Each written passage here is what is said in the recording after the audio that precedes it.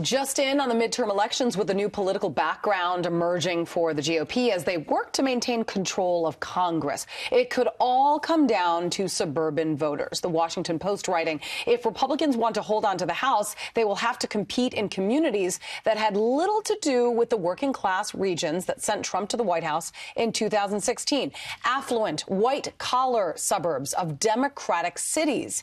Many of the most competitive House seats this year are in the Tony bedroom communities of Los Angeles, Chicago, Denver, Houston, Philadelphia, New York, and Washington. Joining us now, Republican Congressman Dave Brat from Virginia, who sits on the Budget Committee. He's also a member of the Freedom Caucus. Thank you very much for talking to us. You bet. Thanks, Julie. What has happened to the working class that voted for President Trump in 2016? Yeah, well, some of the stories I think are overhyped a little bit. I did a PhD in economics, and there are Tony suburban neighborhoods who may lean left, but the average family income in my district is $70,000, and so that's not Tony.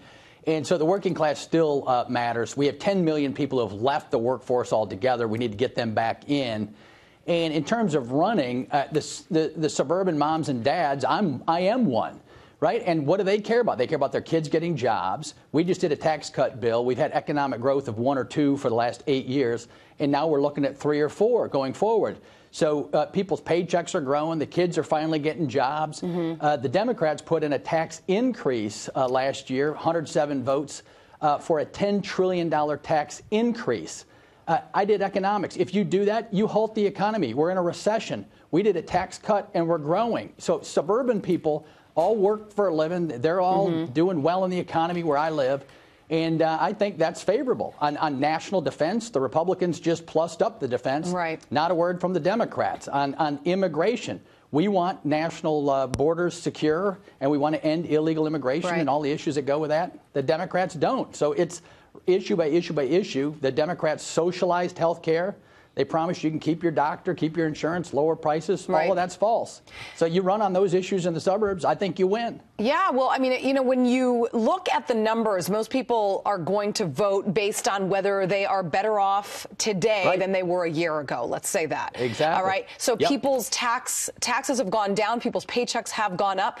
The child tax credit has also gone into effect. So when you talk about the working class, that is not, you know, that's not exactly a Democratic base there. I mean, the Democrats should be happy with the fact that the working class is doing better than they were a year ago. But I want to talk about the trend in leaning more Democratic. In Illinois, for example, the 6th congressional district, just last week, they had an election there. 62,990 people voted Democratic for 7 candidates.